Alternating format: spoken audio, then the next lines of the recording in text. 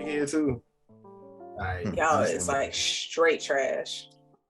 Y'all ready? Y'all ready to pod? Jabun on the track, nigga. Oh, okay. No. So not ready? Okay. No, we ready. That was a no to Jason. Whatever. This nigga's a hater, bro. I mean, it's Chris. And Jason. Whoa, I'm the less likely to be a hater out of the three of us. All right. We'll see after this episode. Everybody get your roll on. What's going on, everybody? Welcome to the Was It Good Though podcast, episode 2, where we discuss, debate, review, and disagree on movies and TV shows. I am one of your hosts. My name is Jazz. I am joined with Roly Poly Chris. How you doing, Chris? Feeling pretty good. You rolling around? That's what's up. We feeling it. We are also joined with Twerk Titty Jason. How you doing? How you doing, titties, bitch? No. I'm up in here. What's good with y'all? How y'all doing? Doing good. Fellas, we're on episode 2 of the pod, making sure everybody is good. Pretty much we'll be discussing Stranger Things season 4, episodes 1 through 4 today. So this is for all the folks listening to the pod right now. If you have not seen episodes 1 through 4, please don't even go further because we are about to spoil the shit out of this. So turn the pod off, but make sure you go like, subscribe, follow all of our socials. So once you get caught up, you can pretty much come back to this episode and hear all the wild shit that we about to break down in this episode. All right. Before we get started, pretty much going to do a quick recap of where we left our gang, our kids, the little strange Scooby-Doo heroes in episode or season 3. Pretty much it was a big battle in the mall with the Mind Flare. Billy was one of the henchmen. He was beating Elle's ass up and down the food court. And Elle pretty much lost her powers in the last bit of season 3. So she was just sliding around, couldn't do nothing against Billy until she was able to show Billy his past. And Billy he woke up, he got the Holy Ghost. And so he was just like, you know what? I'm gonna help Elle out. So he pretty much tried to save her against the Mind Flare. Max comes through, Max sees it, Billy dies, R.I.P. to Billy, which put trauma in Max's mind, and then all the kids pretty much joined together and all sad and shit. Switching over to the adults, Joyce and Hopper were trying to close the door. So in that process, Joyce blew up a bunch of shit in Russia, which she thought she blew up Hopper. She did not. Bay's still alive, but he is in a prison in Russia. So they get back to Hawkins. Joyce picks up Elle, takes her Will, and they move to, is it California? They're in California. Yes, ma'am. Okay, so they pretty much move away, which breaks the group up. And the kids are getting older. They're in high school now. So y'all know how it is going from middle school to high school. I know it's been a while, but y'all can probably relate a little bit if y'all memories are still intact. Yeah, these shots are insane right now. But Chris, I'm gonna go ahead and push it over to you. I know you're excited about going over this episode. She's out of control right now. This is crazy. Let's go ahead and get it going. You know, let's remove the brakes off the wheels and just full speed ahead. Are you done? You got everything out your system? Yeah. I'm good. Was there anything that I missed in the recap? Let me ask y'all that. You pretty much covered everything. Okay. Yeah. So season 4, of course, as Jess said, spoiler alert. If you're still listening after the first alert, then whatever. Just make sure you like, follow, subscribe, do all this good stuff. But yeah, season 4, as she said, the first 4 episodes, episode 1, the Hellfire Club, we picked up, as Jazz said, everything going down in the mall. The cold open was interesting. It was made available on the internet, like the first 8 minutes. I don't know if you guys watched it before the season came out. But it was very intense, to say the least. There were lots of death, and we were made to believe that 11 was the one doing the killings at the lab. We got Dr. Brenner came back, of course, doing his little experimentation thing.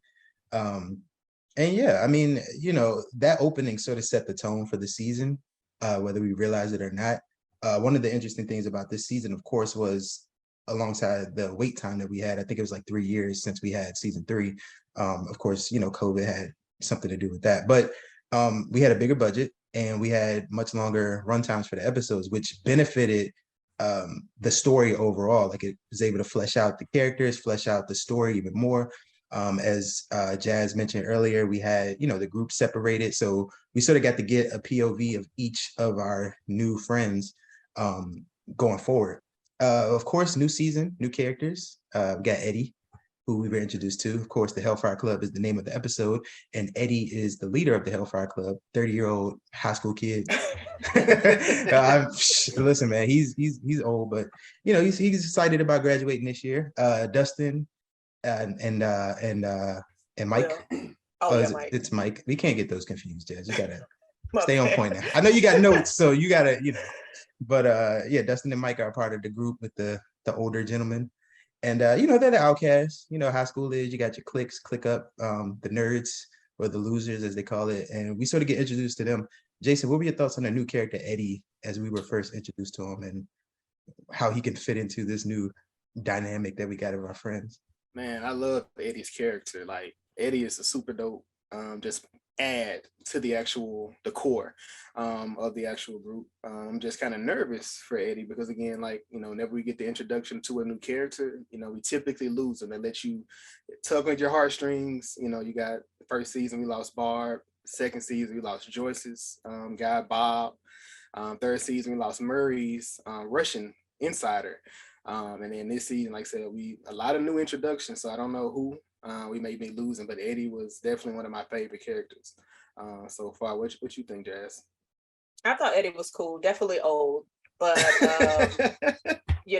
it's the fact that how he was able to pretty much welcome Mike and Dustin, I thought was cool, because normally when you have older individuals in college, or excuse me, in high school, they're not really drawn to the younger guys that come like the freshmen. So I think Eddie was pretty cool. And then his interactions with Chrissy, I thought was goofy and all of that, because it's wild that his people portray him to be one thing and he's a completely opposite. Yeah. So Eddie's cool, but like Jason said, you got to be careful because Eddie could be out of here and the next few episodes we don't know. Not trying to spoil anything after one, but just saying you got to be careful who you like when it comes to Stranger Things, because they know how to fuck up an audience. Like, oh, we know they're gonna love them. Let's go ahead and mess their heart up real quick. Yeah, Jason mentioned all the deaths last season. Billy also the main death that we saw. Nobody care about Billy. Max, I'm sure Max cares about Billy. Sure. Okay. It's just her brother, but no. No, but Jazz mentioned Chrissy, who's also a new character that we were introduced to this season. Chrissy seemed to have some issues early on. Max was the first one to pick up on that. Walking down the hallway, she looked trouble, and then of course we had that whole bathroom scene which introduced us to her being haunted. It seemed like, I don't know what was going on with that when we first saw it. I know Jason had an idea maybe of what was going on with with Chrissy, but she's not pregnant. She was dealing with some demons, literally, and we were introduced later on this season to that character. But back to the main group, we had Lucas. Lucas, of course, is one of the main characters that we've had since season 1, and we talked about clicking up. He's a part of the basketball team now, which is, a little bit of a conflict when you have the nerdy group and the jocks. You're not really running in the same circles. And Lucas is, he's trying to find himself, as most kids do in high school. And he's hanging out with another one of the new characters that we were introduced to. You guys, I'm sure, took a liking to Jason, the jock, the main. No, okay. We did.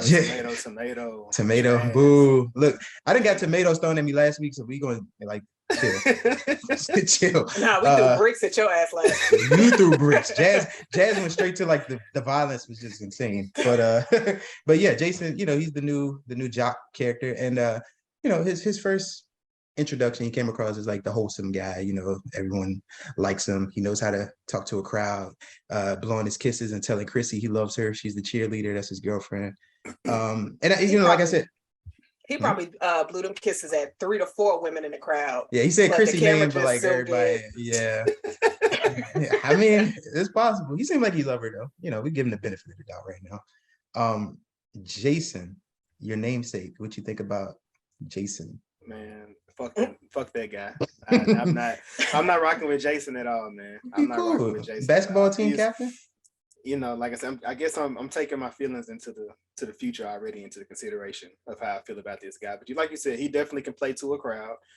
He knows how to motivate a town because he definitely used the mall that Jazz just mentioned, the mall deaths, as a motivation to push the school to come out, rally, and support them in winning this championship and pulling it together. In this first section. But after we get Jason, I mean, of course, we do still have the crew in California. I was gonna get that to Jazz because I know the California crew got some of her favorite characters. It do. Yeah. So the California crew, Will and 11, they're besties. Man, look, I want Jazz to tackle Cali because I just 11 got some new friends out there. She's writing letters to Mike, her bae. I mean, hell, if you ask Mike before he went out there, 11 got a bunch of friends. She got a bunch of friends. Popular. She be going she to popping. Skating ring, all of that. Yeah, but we get to the skating ring. Yeah, we get to the skating ring. So, but watching like Elle and the interaction was so cringy to me because I hate seeing any type of shows or movies that somebody like a kid is getting bullied. Yeah. Like I hate that shit. And especially with Elle, presenting her project and this bitch over here raising her hand, asking the teacher, like, is that the assignment? The teacher pissed me off too, because I'm like, bitch, do you not see that she's being bullied? Like, it was so irritating. And then Will just, he gives me those sideline vibes. Like, oh, I'm gonna let her get bullied. I'm gonna chill over here on the sidelines. But then after the bullies go away, I'm gonna come run and see if she good. The fuck? No. Like, just defend me a little bit. But he probably like, they used to pick on me. So I was like, she'll be all right. I'm like, I can't wait till she beat her ass. And then the whole courtyard scene, I was like, damn, Elle, you look stupid. Right. Oh yeah, because she didn't have her powers. She, that's tough though. That was very. She was gonna kill all of them. If she would have had powers, it would have been carry all in the courtyard. Full carry. That's crazy. I was rooting for her, but not that I want violence on kids or anything like that. But it's just. It sounds like that's what you wanted. Nah. I'm speaking true. I mean, no, it's just the bullying. It was just I hated that for Elle. If she would have did it, it definitely would have been justified in that moment because Angela and her friends, they just take it to a level that's a bit. It's just super nasty. Yeah, it's too much. Yeah, like you step on the project that she did. Like, why? You doing spitballs? Come on. Yeah, that's crazy. Even talking about like her dad, like she was stepping on that. Right. That's just, she violence was needed. Yeah, but back to Lucas and the main group. As we said before, they're clicking up and a little bit of a friction there. In my opinion, Dustin and Mike weren't the best of friends to Lucas. Lucas, of course, is on the basketball team, high school basketball. Of course, you have tournaments and the like, and they're worried about the Dungeons and Dragons game, like priorities. But they pretty much wanted him to miss the tournament in order to play Dungeons and Dragons. And in a way, I get it. Like, that's your homeboy, that's your friend. You want to be able to spend that time with him. That's how y'all grew up and really bonded. But it changes over time. And like Lucas said, we in high school now. He's not trying to be that same, loser. The same thing like that. But the disconnect between them early on, how do you think that's going to affect the whole dynamic as far as what they're doing moving forward? Because I know we talked about their friendship and them not being the best of friends.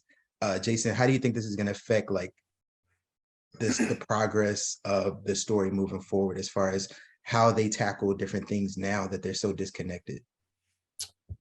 Right now, I feel like it's just going to be like you said, it's going to be a complete disconnect with any kind of thing because they're not really communicating or they're not really hearing one another. Everybody is just kind of moving in their own thing. Dustin and Mike, instead of canceling the actual game or just missing the game to support their friend, they're looking for a replacement. They go through Max and just a lot of just random different people, and ultimately they miss the game. Like that's, and that, plays a part in how Lucas feels because Lucas like, man, I'm a bench warmer, but, we do see Lucas actually gets in the game for the first time in a championship game. And it was it was a moment. It was a big moment.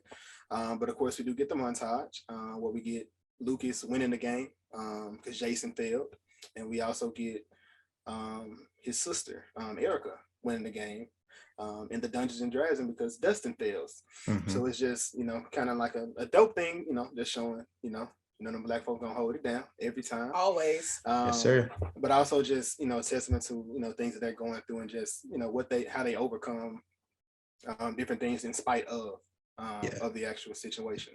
So yeah, man. So then, as it ends, you see Lucas, he sees them coming out, he's upset, and it kind of forces him into, just going ahead and dealing with, going with the basketball team as opposed to linking up with his friends like he typically probably would have did. He would have just left with them, but instead he's upset, so he jumps, with them. Yeah, he's definitely conflicted, in a sense, trying to play both sides because he wants to make everyone happy at that point. You don't want to, break up anything. We talked about the main people and we talked about Max at the beginning. She's been having issues. Her brother is dead, despite Jazz's belief. She cares about Billy. And she's struggling with that. Yeah, I mean, that's her brother. Like he didn't just die, like he got killed by like an alien. So that was her stepbrother. Let me throw that out there. Not that it should diminish her love, but love. Yeah. Okay. No, we saw that. But yeah, that's the tough thing to deal with because she's, sort of disconnected from the group. We saw that little awkward interaction with Lucas in the hallway. Of course, they were dating. So that's tough. Back to Chrissy. I want to talk about Chrissy because we talked about her troubles. She's been dealing with some things, and she actually linked up with Eddie to try to, I guess, calm her down. Yeah, calm her down. Little extracurriculars. Mm-hmm. Mm-hmm. Yeah, she wanted some. She was looking for some weed, but she needed something stronger. Something stronger. Yeah, that pack wasn't hidden like she needed to be. Yeah. But yeah, it was interesting because Jason mentioned this as the episode we were watching it, and they had pretty good chemistry. And then of course the Duffer Brothers came out acknowledging the chemistry between Eddie and Chrissy, and we can see how that progressed in their scene in the woods. And then of course she ends up going back to Eddie's trailer, which is where things got hectic, trying to get some drugs, and it got hot and heavy. Yeah, not in the way I'm sure Eddie may have preferred. Eddie may have, he may have wanted something else, but yeah, you get to the house and things start going crazy. Jazz, I want to touch on this with you because I know you're the horror aficionado, or I guess that's the right word. I don't know. You love horror. Let's just say that. You like it. You like it. You like it. Okay. Chris wasn't even sure about that till Jason. Listen, but Jason got me, so we gonna roll with it. Jason got me. All right. That's my man's. Jazz, what you think about that scene in the trailer, the horror vibes that it gave off? I loved it. Yeah. I love the lead up to it because with the scenes that we saw Chrissy, she was pretty much going through something. Yeah. And at this time, we did not know why she was being haunted, what the reasoning was. And so her seeing the different visions while she was in Eddie's trailer, we saw her mom like stitching up a cheerleading outfit. And so it kind of made you like come to your own conclusions, like, okay, maybe she was one of those cheerleaders where mom, I need everything perfect. I needed to stay up late night to stitch my outfit so it could be good for the game the next day. And then with her seeing, I guess, her father in the recliner, eyes stitched and then mouth stitched up, like the scenes where it was so dark, it was pretty much kind of terrifying. But it looks so good. It looks so dope. And at that point I was like, oh, she about to get out of here. That bitch about to die. Yeah. And then when you see Eddie come in and he just sees her standing there and he's just like, Chrissy, what's going on? And so like when I pretty much saw that scene, it just immediately took me to Nightmare on Elm Street, because that opening shot of that film, the girl is in bed with her boyfriend, they're asleep, and she just starts rising up out of the bed, and this bitch is on the walls and the ceiling. And so the boyfriend in Nightmare on Elm Street was like trying to wake the girl up, and pretty much is what Eddie was trying to do. Yeah. So he's just like, Chrissy, wake up, I don't like this. Yeah, he was. And the acting in this has been amazing too. So let me go ahead and give him a shout out. The acting has been dope. And then to see what happened to her rising up in this, all the way up to the top of the trailer on the ceiling, and then bones just cracking. Like that shit was insane. And then to finish it off, eyes blown out of her head, and then she hits the ceiling, which creates a crack, and her body like falls to the ground. And I want to say like that crack pretty much symbolizes the same crack that we see in the opening scene with 11 when she's younger. Oh, so okay. it's just that crack, that design is, we've seen it a lot, but I think we're pretty much going to start seeing a lot more this season. Yeah. But definitely just want to keep a note on that. But yeah, Chrissy's death was fire. Chrissy definitely. RIP. RP, but your death was lit. Yeah. It's crazy because, you know, like you said, Chrissy dying, but one of the things that Jazz did mention was that figure who came down the stairs, and we saw an actual being haunting her and actually going, you know, why she got killed. Jason, we talked about this season, and of course we haven't gotten that far yet since we're still on episode 1, but one of the things that we talked about with this new season, of course, the runtime of the episodes, every episode felt like a movie, in length and in quality. Of course, the budget was high, but one thing that we got with the season that we didn't have in previous seasons was a central main villain, and that villain was name dropped actually when Dustin was playing Dungeons and Dragons, called him Vecna. So Vecna is our villain, and that leads us to episode 2, which is titled Vecna's Curse, or chapter 2 rather, titled Vecna's Curse. Jazz, what were your thoughts on chapter 2, not episode 2, but how'd you like this?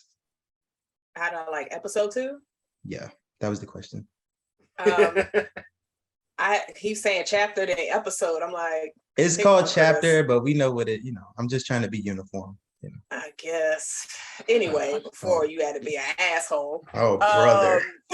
Jazz done threw like 18 shots before the intro was over, and I'm the one. Okay. I'm glad you keep it count. Yeah, yeah. I got 20 more to go. So I'll say this episode was hilarious. And I'm gonna start off with both of my favorite funny moments was with the Cali crew. I just want to put a disclaimer out that there was a death in this episode, and Jazz found it hilarious. So we're just gonna let y'all. But hold on, check this out. Let me finish, and then you're gonna know the 2 spots that I thought was funny, because that death in this episode was not in Cali. See what happened when you cut people off? Anyway, it was pretty much when Mike and Will were talking at the skating ring after an incident happened with Elle. I'm gonna let one of y'all discuss that one, but it's hilarious. The favorite line from Will: "Well, what about us?" And it's funny to me because having a best friend come to you like, "Well, what about us?" Like, what are you talking about? Like, I'm looking for my mate that just committed assault in a skating ring. Like, this ain't the time for a what about us. But that was one funny moment. And then also, actually, no, because the second moment is my other moment that I thought was funny. When Elle hit that damn Angela in the face. I said, yes, bitch. That's the energy I need you to have, Elle. Because she just rode up to her. She was like, Angela. And this bitch turned around like, oh, what's she gonna do? Boom. Got that ass out of here. Oh, hell yeah. I ain't gonna lie. I wanted her to do the same thing to her black friend too. Sorry, sis. I mean, she was rolling with the crew. Right. Just go ahead and hit everybody. But yeah, because that whole skating ring scene was fucked up, of how you got the entire skating ring coming at Elle for no reason because she claimed that she snitched on you when the teacher came to a process of elimination. Bitch, you've been bullying her all year. Wow. Of course you're the one that's been fucking with her. Like, wow, that's crazy. But that's typically what an abuser does. They kind of play victim whenever the situation comes to a head, or whenever they get caught, and they kind of, instead of just taking accountability, they pass the blame. Oof, taking what? Something that people don't do. I just learned in therapy. Look at me learning. Look at you. I know, but before we get too ahead of ourselves, we're kind of skipping over a big point of what Jazz mentioned as well. It was Hopper dying, but this was the first episode that brought Hopper back. In the introduction, we see Hopper. He's alive. He's not well. He's getting his ass beat by the Russians. They, pretty much spraying him down with water. Joyce finds a letter. A letter is mailed to Joyce, and Joyce finds out that Hopper is alive. So now she needs to figure out how to get Hopper. Of course, first person that she called, Murray.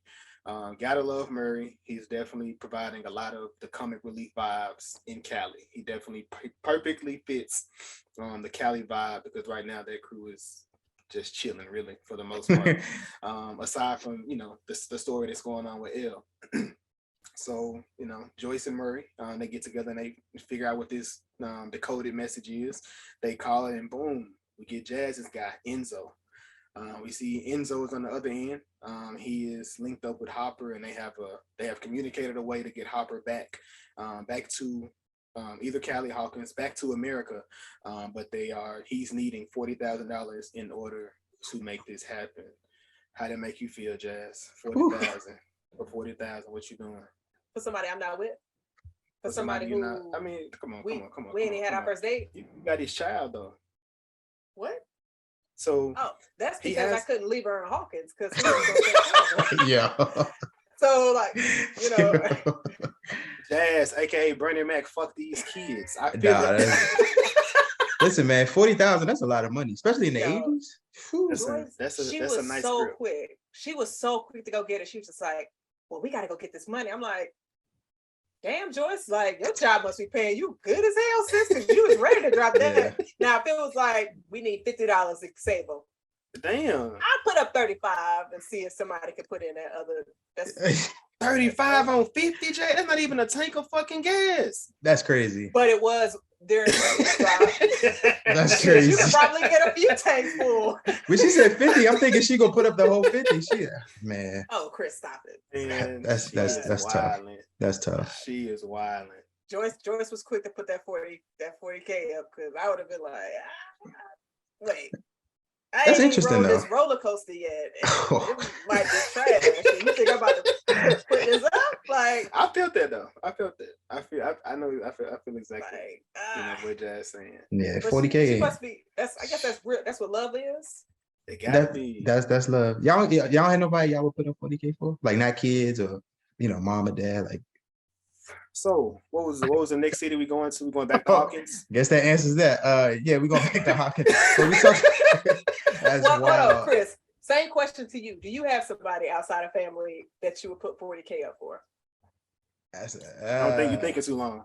If he's thinking that long, it's definitely somebody. So we can just go leave it at that. Me and Jason don't. Hold on. 40, like, okay, it depends on my net worth at the time. Like, I can't be having like, If you gotta put a 40K today with this inflation, beating your ass every day. 4, 3. Yeah, sorry. 2, no, I can't. 1. I ain't think so. They did. So I mean, he's not dead, tough. But he just gonna be cold the rest of his life. Being fucked up in Russia. He gonna wish he was dead. Yeah, he was. Yeah, that was tough. But we talked about the Cali crew, and we talked about Mike. 11 been getting their lives off of Mike. She been she got mad people, mad friends, and then of course he finally visits and he sees that it ain't what it was. And then of course Jazz mentioned earlier the skating rink scene, which Angela got what she deserved. Them bullies was different in the 80s. I don't know how you put up with that. Yeah, I don't know how you put up with that one. Yeah, eventually they started having like those little bullying campaigns. I feel like that's probably why, because that was kind of like I said, the bullies, and even if you just look at the movies, just period pieces. Yeah, they definitely always go above and beyond as far as when it comes to what they're doing to you and how they attack at you. It's kind of wild. They was different back in the day. And like she was just minding her business. Yeah, Angela got what she deserved. Yeah, but back to Eddie. Eddie is on the run because of course he's the last one who saw Chrissy. And he's dealing with that. He doesn't really know what to do. Like, who's gonna believe him that Chrissy was up in the air getting cracked up and she ends up dead? Like that's a hell of an alibi. Like, I don't know if you could really get that one off. But But you know what he can get off? Yo, I got this Chrissy pack. Yo, yo, listen to what these drugs will do to you. Have you lit up, hey, man. Breaking. That's like, yeah. You can use that, It'll have you on the ceiling. That's what you. That's your. Have your eyes out of your head. That's a hell of a drug campaign. Yeah, that's Chrissy pack and have you on the ceiling, twist it up. Yeah, that's wild. But then a character that we haven't really brought up much is Nancy. Nancy, of course, one of the OGs of the group, and she's investigating everything that's going on. She's familiar with this type of activity in Hawkins, and she has a friend named Fred.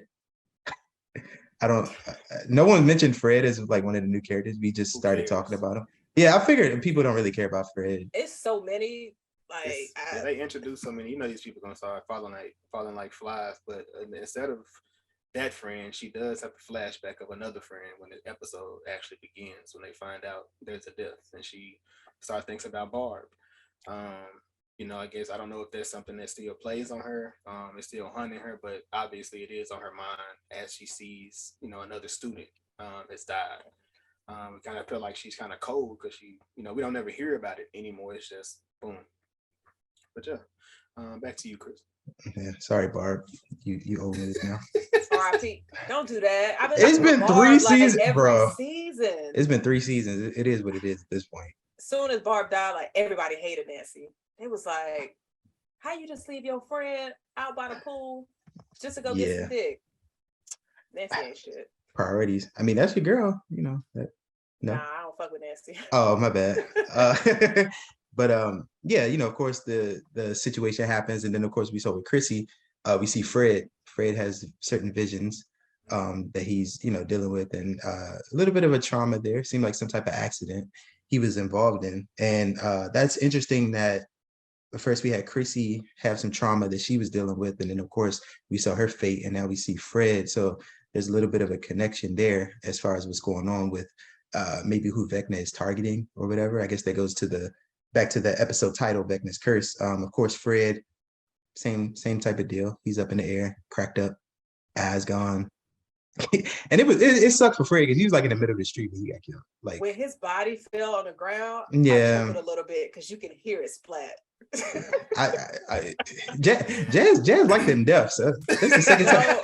She was like, "Yo, this episode was hilarious." Now we gonna Fred. But then it also just shows like the effort that they put into making it just seem so real. Because Fred was up in the air like 2 to 3 stories, and his body just fell. Like motherfucker turned a road kill. But R.I.P. Fred.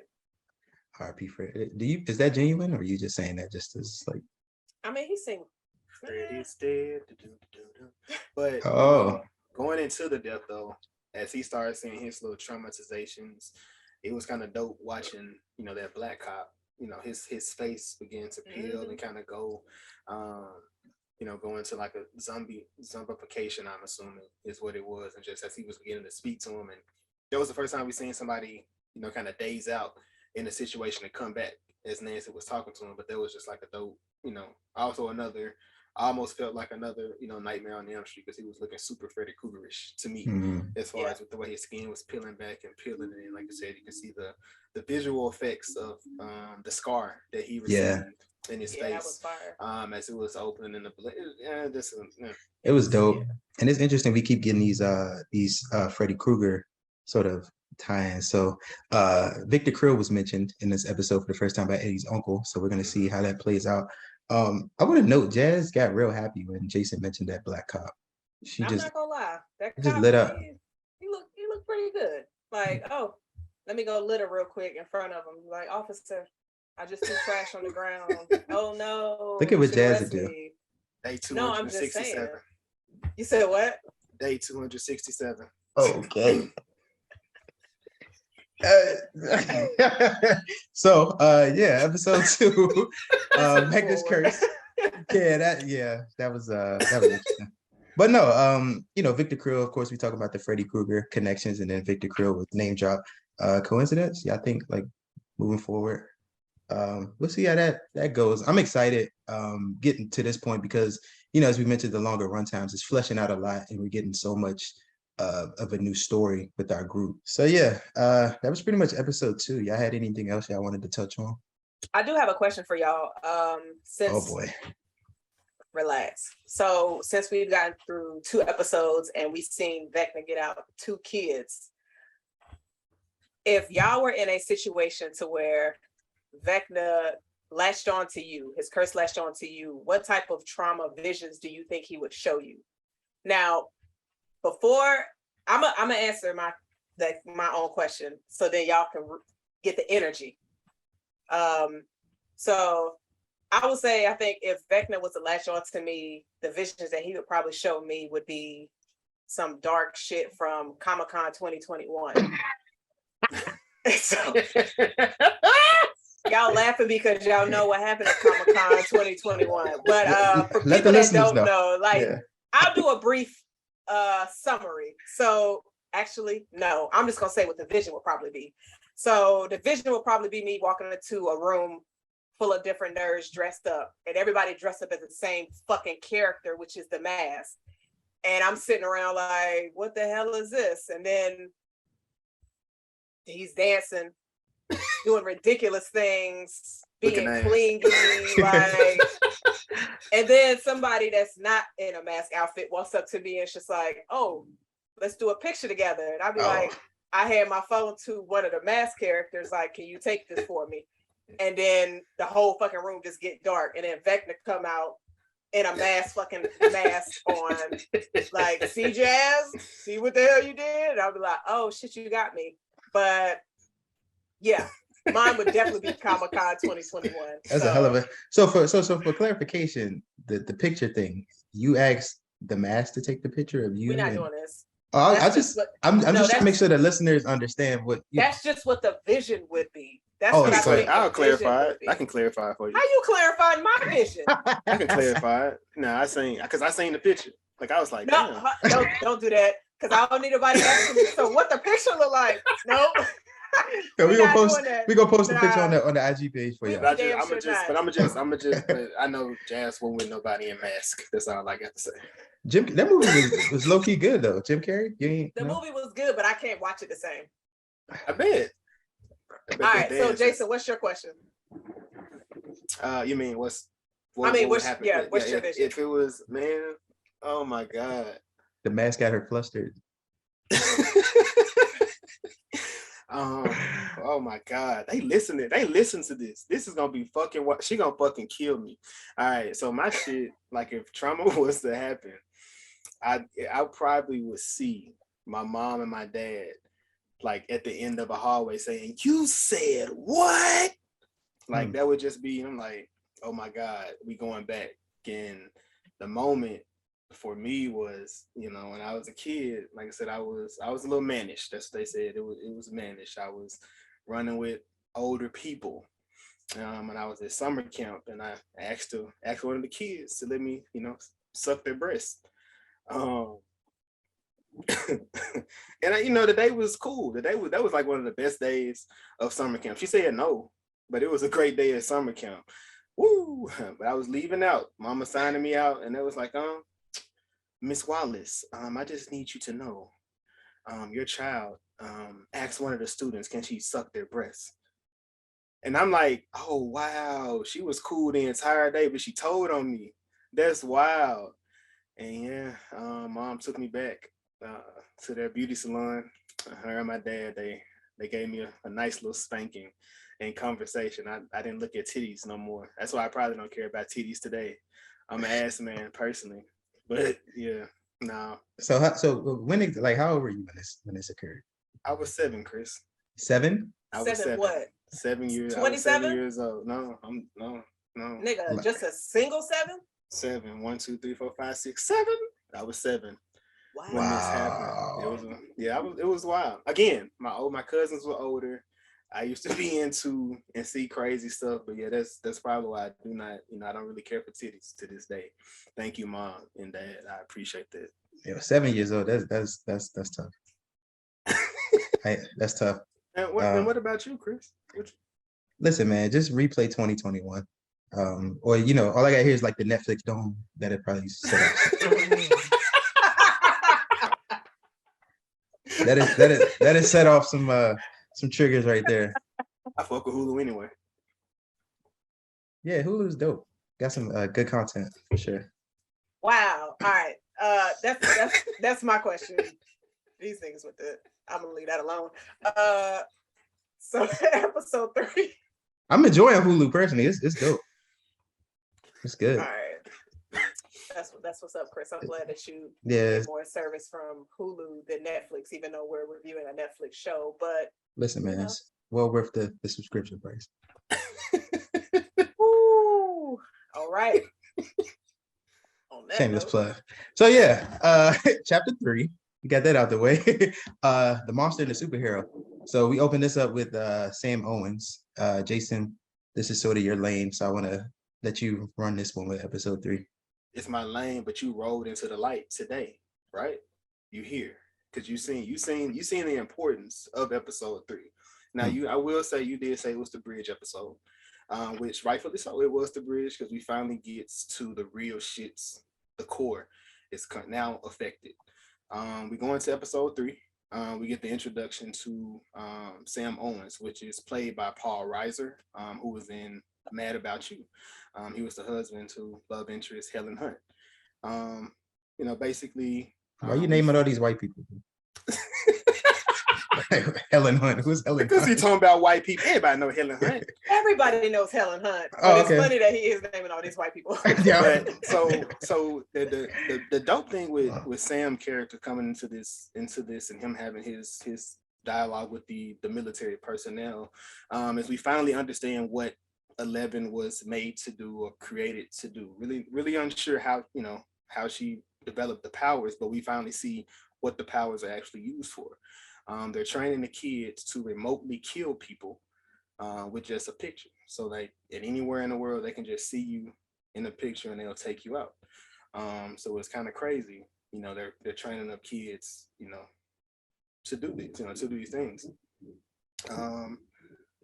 They come in, they said, we're going to either take the kid for ourselves, or, we're going to get them and we're going to take care of everything that we need to do. But that's, where we are here. Then after this, we go back to Cali. We go back into the Cali crew and we see Will is upset with Elle because how she reacted. Jonathan is high out of his mind. Joyce is, Hopper crazy. So she's like, negligent parent, like she's just lost, confused as to what's going on. But we get the situation between Elle and Mike. They finally have a conversation about the situation, and Mike is having a problem telling Elle he loves her. Like Elle is deeply in love with Mike. Mike has been there, the entire time. And I think Jazz brought up an interesting point of, is it really love? Like between, in that situation, we know on Elle's side it is love because Mike has held her down, but kind of on the other side, I feel like it is love. I feel like Mike is just in an awkward space of that, being that growing boy, and he just doesn't know how to express how he feels. But even within that conversation, he doesn't tell her he loves her. He was like, how we feel, forget what these mouth breathers are doing. They're tearing us down. I've definitely been in that, that situation. Yeah, you got to blame the outside. Like, don't listen. You listening to them? Say that. I'm like, so you just blaming the outside people? And I've been in that situation where you take no accountability for your actions, what you're doing.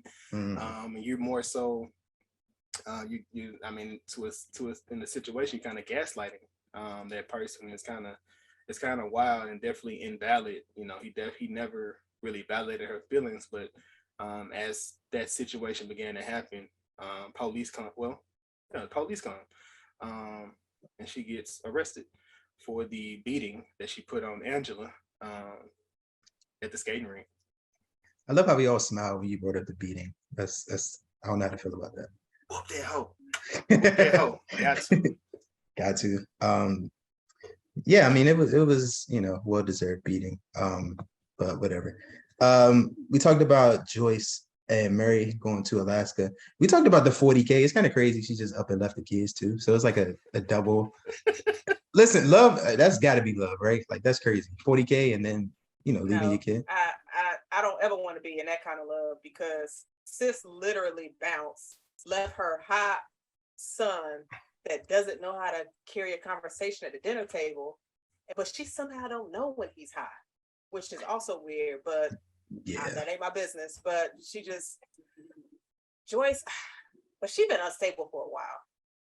She's been through a lot. Yeah, she's been through it. She's been through a lot, and obviously she went to go try to figure out if Hopper is actually still alive. Yeah. Let me go ahead and get this money. Wouldn't be me. So if anybody's thinking, let me send Jazz a letter like I'm captured or in prison, shout out to you. Don't send me shit else. That's cold. But yeah. Not even the mask? No? Okay. Yeah. Wow. Chris. My bad. I was Stick to your streaming services, my guy. Listen, I told you Hulu is dope. Like, yeah, but yeah, we go to Nancy and Robin. Speaking of Joyce's son, Jonathan, he was high. He's sort of taken a back burner this season. He hasn't really done much. Me personally, I don't enjoy his character right now. He hasn't really, provided anything of substance to the show so far. It could change, future episodes, but right now, whatever, I'm good on him. He's pretty much been relegated to comic relief, but the comic part sort of falling flat. So yeah, he's not funny. yeah, it's very unfortunate. But yeah, we Nancy and Robin, they're doing a little bit of investigating and head up the library. They found out more about Victor Krill. Before we get to Nancy and Robin, though, this episode was kind of graphic with Hopper. He's trying to figure out ways of escape, and there was a scene in Russia where he pays the other prisoner in food to sort of sledgehammer to the ankle. That was, yeah, I can see Jason cringing. Yeah, that Jazz thoughts, anything. I mean, me personally, the Hopper storyline is I'm sort of trying to get past that. I want to see what's going on, but listen. I don't blame you. Honestly, when it comes to Hopper, I get it, but I just every time I'm like, Hopper, he's in cold ass Russia. Why am I seeing his feet as much as I'm seeing his face? That's the only question I have when it comes to Hopper. Like, you walk around barefoot, it's cold as shit. Your piggies is froze. Like, hey, he's a prisoner, man. Resources are scarce. No, everybody else got on shoes. And then I'm like, we gonna see Hopper again. I mean, we gonna see Hopper frozen ass toes. Like, I hope Joyce brings some feet warmers for him. She bring her ass over there. But then again, she just dropped $40K. So if she bringing him gifts, that bitch definitely sprung. Me another prize. There you go. I'm glad you said that. Jazz, she doesn't want to say it, but that's all I'm saying is minute. I mean, somebody could say that I guess the prizes are all locked up. So you gotta drop $40K to get a prize out of jail. Listen, man. It's like you go to like one of the like game arcades. You gotta put the coin in to get the claw to pull it out. It's not the easiest situation, but you can definitely make it happen.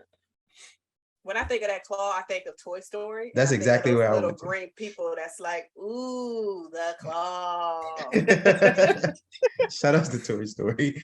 I mean, yeah, but yeah, back to Nancy and Robin doing a little bit of investigating, and they learn about Victor Krill, who is, we'll learn a bit more about him coming up, but that's what's going on with Nancy.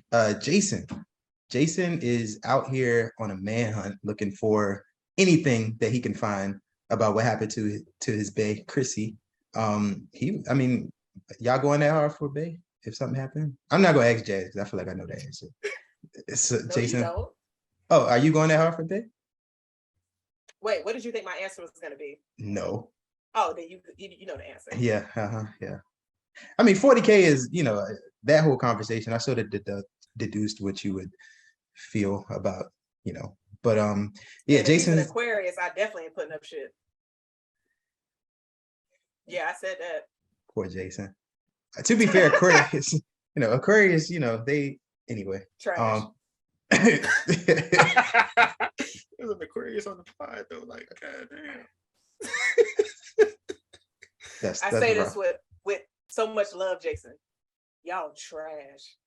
But go ahead with your question, Chris. I mean, Leos ain't no good either, so just share the. Gemini's are just the cream of the crop, huh? Oh, look. First of all, none of that is real, but we bring excitement into lives. None of that is real. But if we're gonna pretend it is, Leos, if you had to pick one, I would say, we. Yeah. So Jason ran up on the Hellfire crew, with Lucas on their side, and it's crazy. Yeah, it's crazy. Like it was, intense thing. You can see Jason is going through, great lengths to, like I said, figure out where Eddie is, because he, that's the word that he got. He was with Chrissy last, supposedly using drugs. And it was kind of a fucked up situation because, Lucas is in another complicated situation. He goes from, jocks to Hellfire. So now he's playing his team to the left, and they're just like, Lucas, like, bro, you know who we are. We not a part of no fuck shit. Like none of this demonic things that the people are talking about, bro. What's up? You're like, bro, just tell them what they need to know and we can go. Yeah, he trying to avoid So, everything. like he just, he kind of avoiding running away from our conflict. And at this point, like I'm not fucking with Lucas at all because, like I said, and I guess that goes back to your question at the beginning, like how do we feel like it's gonna play out? And at this point, fuck Lucas, because it's just like, bro, what you doing? Yeah. As far as when it comes to it. So then even the more fucked up thing is he's like, I heard he was with Dustin. Like, bro, you gonna sell your real man's out of everybody in that situation. You selling your man's out. So yeah, that was. Yeah, I don't know. Like right now, I'm not rocking with that guy. Yeah, and it's tough because Lucas is such a, he's a likable character, and the predicament is tough because, like you said, he's trying to play both sides. He got his new gang, and then he got his old gang. It was interesting. Jason gave him an out. I don't know how genuine it was, but Jason told him, he was like, "Yo, you don't have to come with us." But I feel like Lucas sort of wanted to make sure things was okay with his friends, so he wanted to come along. And we see how unhinged Jason was when he started beating up the Hellfire Club. So it's just, and like I said before, it's like you introduce to a character and they present themselves a certain way, and then as the story progresses, they just like, this dude sucks. So we got to that point with Jason. But Lucas, of course, he goes off on his own later on, and he's trying to get clues or try to get ahead of Jason before he finds his friends with Dustin and everyone else. And I think that was good. At the end of the day, those are still his day ones. He still want to make sure they're good. I don't know if he anticipated Jason would be this, gung-ho about everything, or, resorting to violence in that sense. I mean, they was packing up all type of weapons, but you didn't think he was going to go that bad. I mean, look, yeah. Looking at Jason's activities, we know where he was at January 6th. Yeah. Because like yikes. You just said, oh, forget the police and what they think Chrissy's a crackhead, a drug addict. Let me go find Eddie and do what? You gonna beat his ass because Chrissy ain't give you the goodies, but she was probably jealous that she may have given it to Eddie. Like it seemed like some jealousy there, but I mean, I don't know. He just seemed, don't you got some practice? Oh, well, it is summer. So don't you got a job? Like y'all just going days on end, sleeping at some abandoned, scary ass house that's probably full of fucking spiders, ain't showered, wearing your high school jackets. Like, all right, we're gonna go find Eddie tonight. Did you check in with your mama? I just, yeah. Hey, Jason ain't shit. Yeah. Jason, that's interesting. But going back to the main characters, Max, we see a little bit of a connection here. Of course, with Fred and then Chrissy, they both actually visited the counselor before their untimely deaths. And, that's a little bit of a connection there. And it leads us to believe maybe the counselor has something to do in some way with these murders that are going on. So she goes to talk to the counselor. That whole scene was interesting for me too, because there were a couple of theories that sort of popped up online, and I guess in between us, of maybe, the counselor involvement with the deaths. Jason, you want to touch on that a little bit, and what you maybe read or thought about the counselor's involvement, or possible involvement rather? I mean, so as we go through, everybody started going into their different ways in Hawkins. Robin and Nancy, they go out to the psychiatric ward just to check into the Victor Creel situation. But then we have Steve, Dustin, and Max. They go to the counselor's house to try to see, what the counselor can give them. The counselor wasn't really giving anything up. I mean, which, confidentiality, you can't really tell what the situation is. And, kind of in the scene, Jazz sent me a picture of a clock, clock necklace on the counselor's neck. And because the counselor wasn't giving anything, Max had to think of another way to figure out some other information. So she makes up a plan to go to the restroom and sees the keys to the actual office. She steals them, and the crew they head over to the school counselor office, and we figure out, we knew Chrissy was seeing the counselor.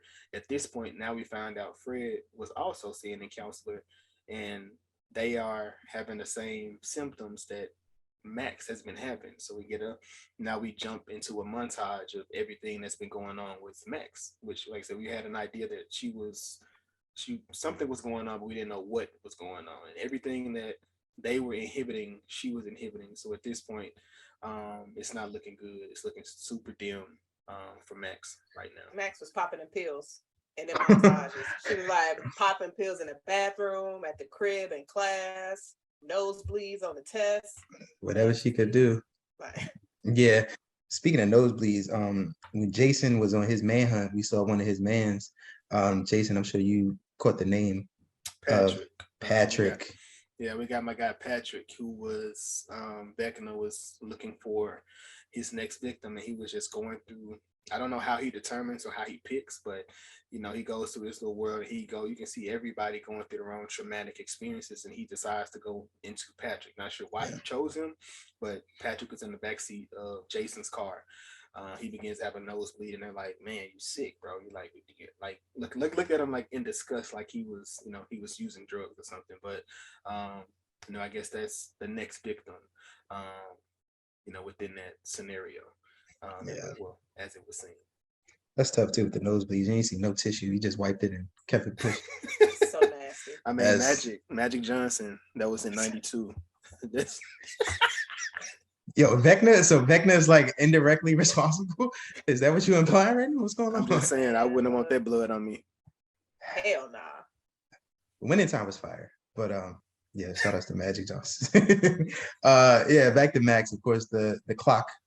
We talked about with the counselor that so it was a common theme, and Max started seeing that, which, as you said before, doesn't bode well for her fate. Max, I like Max's character, so seeing that sort of hurt me because I don't want nothing to happen to Max. I like her. I feel like she's been through enough at this point where, she doesn't need to deal with too much else. I mean, to be fair, the entire core has been through enough. Like this is the season 4. All these people that went through it or had to experience it in some way. Yeah, but Max is like I don't know. Maybe I just you got Chris K for these white hoes. Right. Excuse me. I'm talking about. First of all, she's underage, so that's completely out of bounds. She's a grown woman on IMDb. She's a grown ass woman based on IMDb. But in the show, yes, I don't look up her age. So right. So let's get back on course. I will say with Chris, you saying that Max has been through a lot. That's pretty much what Vecna is looking for. Somebody that's been through a lot of trauma. True. So she's a very easy candidate for him to go after, and especially with her not expressing this to anybody. Like, and Fred the same thing, and Chrissy, which is weird. Chrissy didn't bring this up to Jason, so I guess they weren't as in love as we thought, because if y'all were seeing some creepy ass clock and some weird visions, would you not tell somebody that you're dating or just tell friends? It just seemed like something that you would share, like, "Oh, good morning, y'all. I had this wild ass dream. Somebody was trying to kill me." Yeah. Or I mean, that's tough. Cause they told the counselor, but at that point, what could she have done? Yeah, what could you do? And then say it. Yeah. I mean, I guess it's one of those situations to where, especially for Max, think of what y'all went through last season. You've experienced something not completely exactly the same as what you're experiencing now, but you've experienced some wild ass shit in Hawkins. So Hawkins ain't where you want to raise your kids, because the town is very fucked up. Yeah, you gotta get out of there. Just to be like, I didn't want to say anything. It's unfortunate how closed off Max has been, and you see Lucas trying to, get that connection back with her at the beginning of the season, and she just like, "Nah, I'm good." Yeah. But trauma response maybe. Now, within this, to be fair to Max, she did tell them when she began to see those situations. Now, previously it was just a headache, so it's kind of hard to say now why she was closed off. That was, that's just maybe like a personal thing. But as far as the visions, whenever she first had her vision, which was again in that school, she's sitting there, she's reading over the paperwork, and then she starts to daze out back into, damn, these are the things that I'm, going through, I'm seeing. And she gets her first vision because it was the clock. And, she told everybody to go, come see the clock. And they're like, bro, there's no clock there. He was like, it's crazy. They got the headaches, the nosebleeds, and now there's a clock. And at this point, they tell him like, oh shit, when was the first time they had their first vision? Shit, Chrissy's was 7 days ago. his was 6, and now mine is I'm at day 6. Like Mm. now we get to the realization Max is out of time. Yeah, running out of time for sure. That's scary. And then, like you said, at the end of the episode, Vecna calls out her name, and then you just like, oh, that sucks. But yeah, I mean, episode 3, like you said earlier, it was like a bridge episode. A little bit more on Hopper, what's going on with him in Russia. What's up, Jason? So before we close out, within the episode 3, it kind of the entire episode, like I said, it was a bridge, but it kind of explains where the monster part of this aspect of the monster and the hero is coming from. We see now we know what Vecna is looking for, where they coming from, what he's about to do, but we also get the superhero aspect. The episode begins with Sam Owens, but it ends with Sam Owens having a conversation with 11, and he's just explaining to her how there may be a way that we can get your powers back, but I do need you to trust me. And within this situation, 11 writes a letter to Mike, kind of establishing what she's about to do. And I feel like the letter wasn't much, but the big thing from the actual letter that kind of stood out to make sure Mike knew it was her, is she kind of repeated what he always does. Instead of saying love L, which is what she always did, she said from L, which is like a fucked up, situation within that. But yeah, that's how we close out the episode 3, going into Dear Billy. Yeah, Billy. But wait, you saying Mike lost L? Is that what's happening? Like a little bit of disconnect going on? I don't know, but we are right there, right behind them. So I don't know if he lost her or gaining one. I don't know what's going on. What are we? We gonna find out what they are? Man. That's crazy. Dear Billy, man, episode 4. My favorite episode. I don't know. Jason, looking like you agree. And it turns up. It turns up, man. This is the episode where things begin to turn up on in every different aspect. So we definitely have to make sure, I want to start with probably the weakest, kind of like what you've been saying, the weakest storyline of the plot so far has been the Joyce Murray and Hopper situation. We see Hopper has kicked off his plans of escape. He got his leg busted, so now he can pull his foot out of the actual cuff that he has it stuck inside of. Joyce and Murray have linked up with Yuri with the 40K to save her bae, which we see it was a play. He kind of fucked the entire crew. He took the 40 and he turned them over to get more than what he was going to get. Hopper is escaped.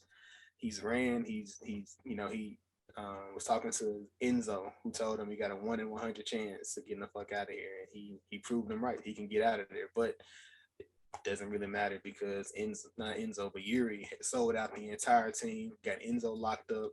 Got Hopper locked back up, and he's drugged Joyce and Murray, and now he's bringing them to Russia to turn them in as well to get his bigger reward. So look what the money make him do. Yeah, Hopper's story so far told me he could take a beating because he's been through some stuff. Like, it opened up, he was getting beat, and then your foot getting sledgehammered and running through the snow barefoot. And it's like a little bit of, seemed like he took like a serum or something, like super soldier serum that could do stuff. Jazz, give me that one. You got to give me that one, Jazz. That was no, okay, I ain't maybe you shit. Nah, it's selfish. But yeah, Yuri sold him out. He gets captured. We see Jonathan, Mike, and Will. They're the Cali crew, doing their thing. Jazz, you want to touch on the Cali crew a little bit? What they got going on?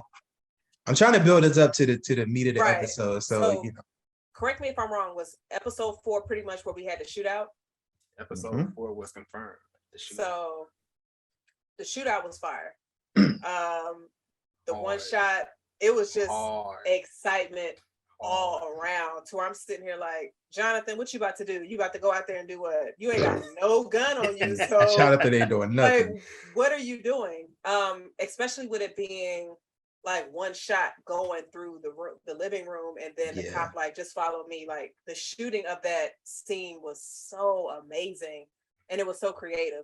Yeah. I don't know how that cop was able to even get all of those dudes out of there, because I feel like they had semi-automatics and he had a 9mm. And I'm like, come on, motherfucker thought he was John Wick. But either way, I thought that scene was so fire. Like, I was like, okay, finally, y'all ramping up. Where's Will? Is Will okay? Where's Will? John Wick But- is an amazing movie, by the way. Is it, Chris? You see my face? Yo, it's crazy because Jazz mentioned that one shot, that one shot, the way they filmed it, it reminded me of Daredevil, the hallway scene. Yeah. So that was real dope. It sort of took you like, is this the same show we watching for a second? Because it was Right. just That's like, that's what I said. I'm like, Yeah. man, what's up with the? But I was kind of rewatching with my daughter, and they had a nice little shootout scene in season 3 as well. So they kind of played these, okay. but this one here, like I said, the one it's something about the one shots when they just do it in one Yeah. take. Yeah. And yeah. I'm interested to see if there was a real one shot, because it was later revealed Yeah. that Daredevil was not. But anyway, Oh, are you serious? it don't matter. It hurt my Bro, heart too. yeah, It bro. hurt my heart too. Next, you're gonna tell me Santa Claus ain't real. But no, I forgot all about the. Don't laugh. We're not doing that. I forgot all about the shootout in season 3. Jazz failed to mention that in her recap. Just ahead, just.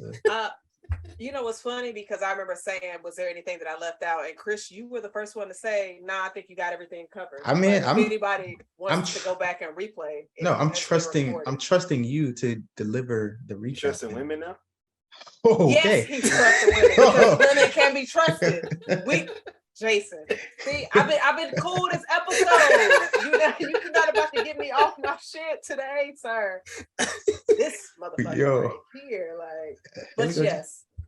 But anyway, Chris, as you were saying.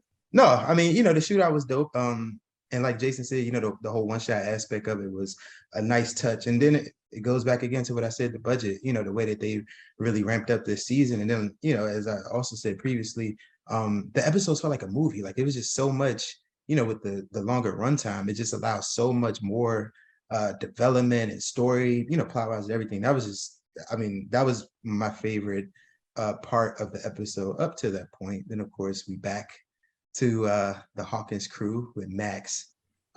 She was being hunted, Vecna is doing his thing, and then she ends up going to the cemetery.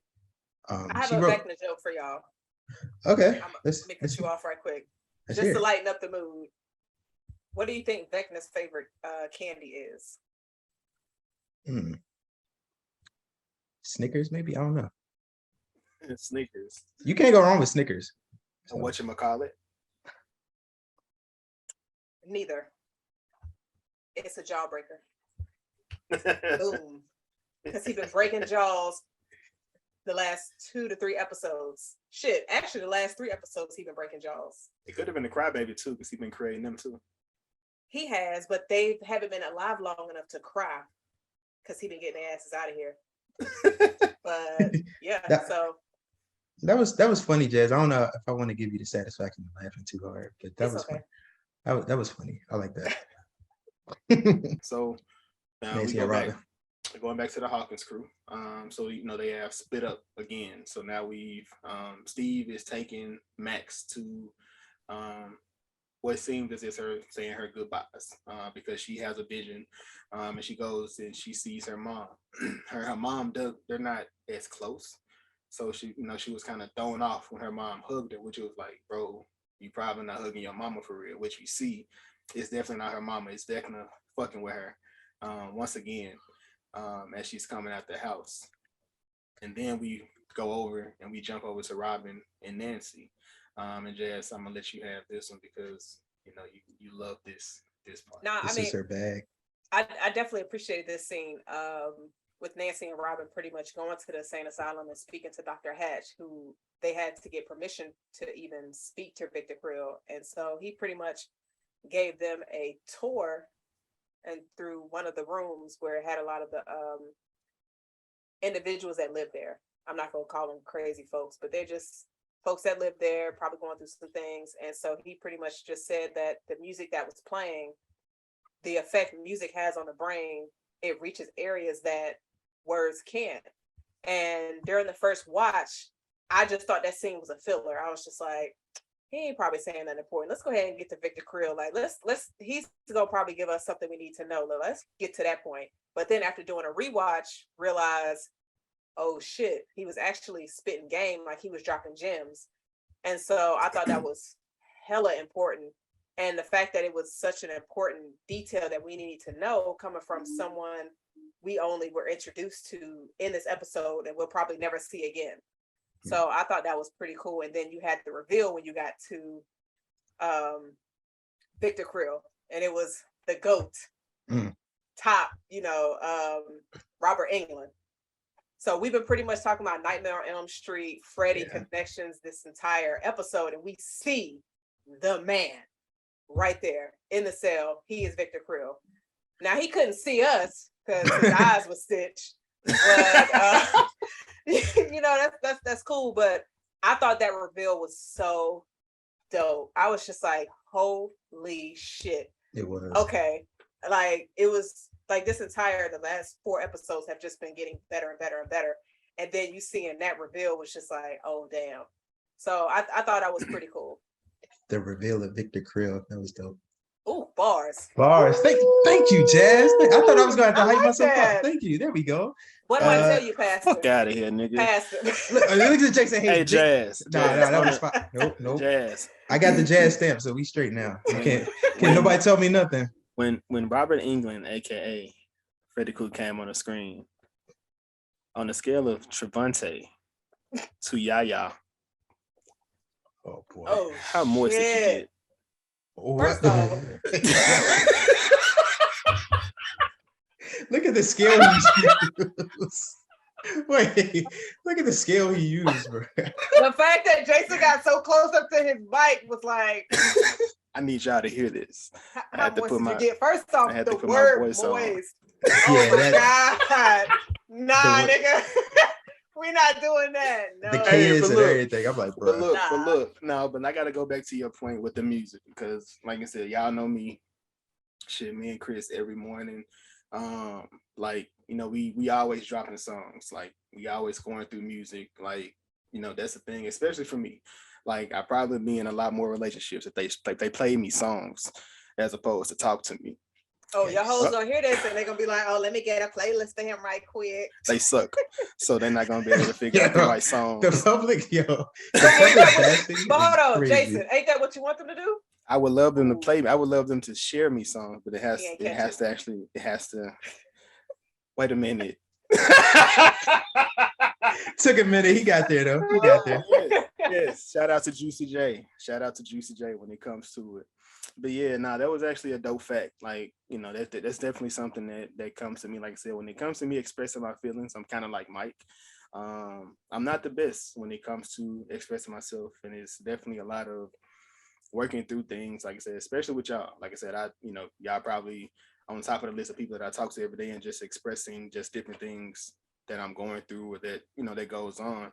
But yeah, like I said, music is definitely one way I probably could express myself throughout, through a playlist, through a song better than I can with my words. So that was just like definitely a dope catch the second time we looked at it, and I'm glad you shot that out on the pod because that was dope. Yeah, that was real dope. And it was interesting too. We talked about the music, and of course, getting back to Victor Creel, he kept humming a certain song, and we found out the significance of that later on in the episode. But I want to touch back to previous with Victor Creel. He started to tell a story, pretty much explaining what's going on. Like, he's blind. We see that he's definitely unstable. I wouldn't say it was without reason, but Jazz, you want to talk about his backstory and what's going on with Victor Creel, and sort of get a bit of an explanation of some of the mysteries that we had going on so far in the first 3 episodes. Yeah, he pretty much let us know, like, because he had a family, he had a wife, a son and a daughter, and they pretty much moved into this big old house that you could probably see as the background. But if you can't see it, because if you're listening, it's pretty much a huge home, and he was just like, everything was cool for about a month, and then it just seemed like some bad energy was tormenting him and his family. He was seeing visions, really fucked up visions of when he was battling in the war. One of them were like a baby, like a carriage burning, which is super dark. And then his tough. wife, trying to run a bath, and a bunch of fucking spiders came out. Now, if that was me, I would say, fuck this house, fuck all of y'all. No, I'm leaving. Let me bunch of spiders coming out of the drain. No, I'm leaving if I see 3 that's hanging around. You saw like 100. Oh hell, I would have burned that whole fucking house to the ground. I would have took my family out first, but I was waiting for that. It's the way she said it. I mean, you got to take them out, but make sure ain't no spiders on them though. Pat them motherfuckers down or spray them with some Raid. But it was just a lot of like really creepy stuff happening, and he was pretty much thinking that it was just like a negative spirit that was going on around him. He saw his wife. They were at the dinner table. This bitch get thrown up in the air. She's out of here. She's dead. The same way that we seen that happen to Chrissy, Patrick, and Fred. And so he was pretty much trying to save his children, but then he goes into a vision of when he was in the war. And then he wakes back up, his daughter out of here, bitch eyes gone. His son is in a coma and his son dies a week later. Oh, you said what? The bitch eyes gone. Yeah, that's a daughter. Like 7, bro. Oh, yeah. This episode is very telling with Jazz and children. I just no, really, I told like you, Brandy Mac, aka fucking his kids. Yeah, she didn't give him. So, but like he wakes up, his entire family is gone. So trying to explain that to authorities is they just like, yeah, this dude is crazy. And so he tried to take his own life. But what threw me off was when he was saying that he went to his eyes and not his wrists or his throat. I was you about to take your life, but you going for the eyes? I thought that was kind of strange, but I also feel like the eyes signify something because the graphic that we see when the eyes are just blown out of their skull that we've seen from the past victims, I feel like it's something within the eyes that we haven't come across yet in these first 4 episodes. But yeah, his story was wild. You've mentioned plenty of times like you think the eyes are significant for some reason, but I didn't even think about that. Like that would have definitely, I mean, you know, especially being that he's still in that Hawkins area, to where you would think why that curse is no longer affecting him. Yeah. And so it's something weird there, but I don't think we got an answer to it yet. Yeah, that was kind of wild. So it's like, we talked about it, previously, like it's kind of like, Victor Creel's character is, mirroring his character, Robert Englund's character when he played, Freddy Krueger. He was tormenting kids, dreams, but at this point he's living in a hell where he's being tormented, by his dreams of him seeing his family being slaughtered, basically in front of him. And it's, he has to live with it. And then he, like I said, he began to hum that song. And like I said, Robert Englund is legendary, of course, for, playing Freddy Krueger. But in his role, it was definitely another level as far as, it was still that cold, dark. You can hear it in his voice.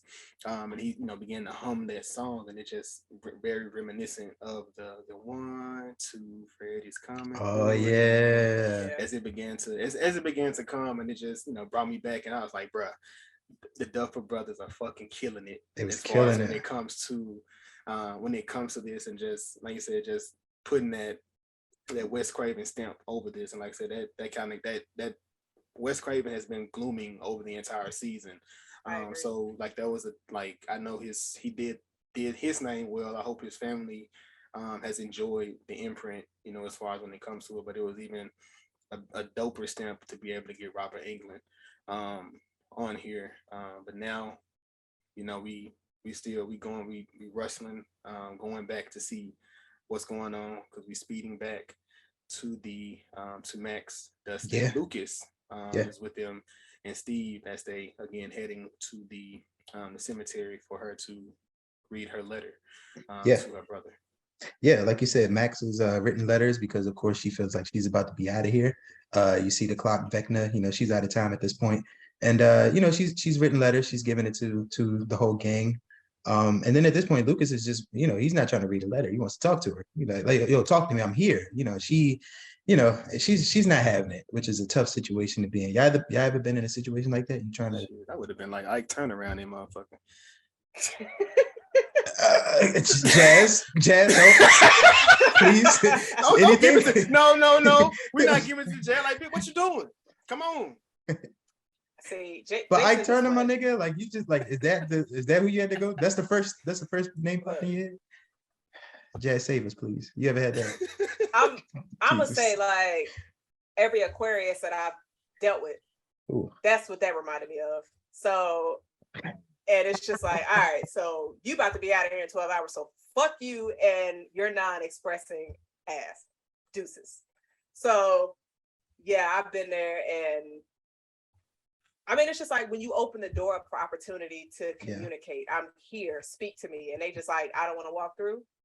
Well, shit, I'm about to close this damn door because the AC is, I'm not out here air conditioning the whole neighborhood, and I ain't letting no fucking bugs in. Especially spiders, right? Chris, see, I've been. you get me. We here. Even though they don't really come through the door, but They can. It's possible. I guess. Look, man. But... I mean, yeah, like Jazz said, you gotta close the door on Aquarius sometimes. Sometimes they stick around. Hey, whoa. Not no sometimes. Whoa. All the time. Whoa. They don't know how to leave. But That's wild.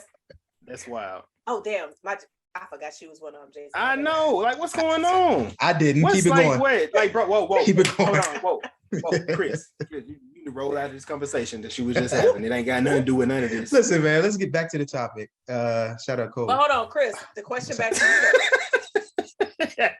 This guy here, man. He toxic, man. Chris, have you been in a situation like that? Absolutely. I thought you was gonna give me more than that. No, listen, sometimes you're in situations like that. You gotta, switch up the streaming services sometimes. I like to keep all my streaming services. You never know. Yeah. You never know. You might need to double back. Nah, price get too high. You gotta let it go sometimes. I'm gonna find a way to pay for it. Yeah, some things ain't worth paying for. See, I like to save my money. I'm kind of frugal, so if I can, let it go, I'm gonna let it go. It's tough though. I can't relate to none of this shit y'all talking about. So. Yeah. 267, baby. Yeah, Hulu is good. Check that out, Jazz. Yeah, back to Max. She's dealing with her she got the letters, and she's a heartfelt letter to her stepbrother, Billy. And then we get to my favorite part of the episode of the season so far. She's sucked into the Upside Down, and we see, of course, our main antagonist, Vecna, back again. He's haunting her, and she's running for her life. And we go back to the music aspect that Jason touched on earlier. And Nancy and Robin, they escaped the mental facility. Of course, they were in trouble for talking to Victor Creel. They weren't really supposed to be doing that, but they were able to escape. And of course, they had some answers. They were able to get in touch with Dustin. Shout outs to Dustin. If everyone listened to Dustin, we would be straight. Like, he has all the answers. That's my guy. But Dustin, he figures it out. He's trying to let them know, what's your favorite song? And of course, he's going to Lucas, who's Bay. And he's like, what's Max's favorite song? And we get to this scene, which is one of the pivotal scenes of the series so far. And the song starts playing, and it's crazy because this song blew up just because of this episode. Like, if you look at the charts and everything, this song is everywhere. Running Up the Hill. It's a good song, but yeah, for sure. But she ends up, escaping Vecna because of this song. And watching this, I thought about it. And of course, me and Jason, he mentioned how much we love music. I thought about this when I saw this scene and she's running, and how the music triggered a reaction for her to be able to escape. Do you guys have maybe a song that would, help you guys escape the Upside Down? Jazz. I know Jazz isn't like the biggest music. No, first off, you might know that, but everybody else don't know that. So they know that. Look, we hit on inform the Nope. people. They gotta, They know now. They don't know need now. to know that. Y'all sharing too much of my information. For last pod, these niggas know I dream now. Now this pod, they know I'm not the biggest music person. So we know you would also be dead if Vecna came through the house. No, that's not true. If Vecna came here, the music that pretty much needs to play, I'm gonna say the number one song is Sam Cooke, A Change Is Gonna Come.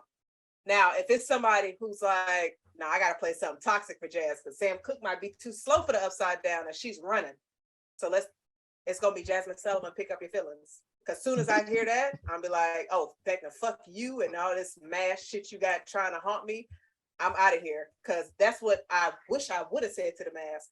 If the vision was there to pick up your feelings, But it's crazy because Jazz talking about how we airing it out. We wouldn't have known about the mask if she ain't bring up Comic-Con. I'm bringing content to the pod episode. Oh, That's now what it's Jazz is doing. got you. Just I appreciate that. I appreciate that. So Y'all Sam over here Cooke, talking about posting pictures and shit. Jason, like, nah, nigga. we just trying to give But the listeners the whole story. fuck You know, all you that. want Jason, what is your songs? My song would definitely be "What That Thing Smell Like" by Black Jesus. Why you had to give us that voice when you said the name of the song? Like, It's appropriate. You remember BET Uncut? yeah, I remember Jason. Yeah. Jason, we need classic. another song because No, not Pastor that. is not requesting that. He not from the That's choir. Pastor That's can't fine, be man. like, But that's not even on streaming services. So you Chris, how do you know that? Jazz back, Jason, back to you. I got Apple Music, Jazz. What you mean? I know. Look. All right, so I probably would go with "Running" by 21 Savage.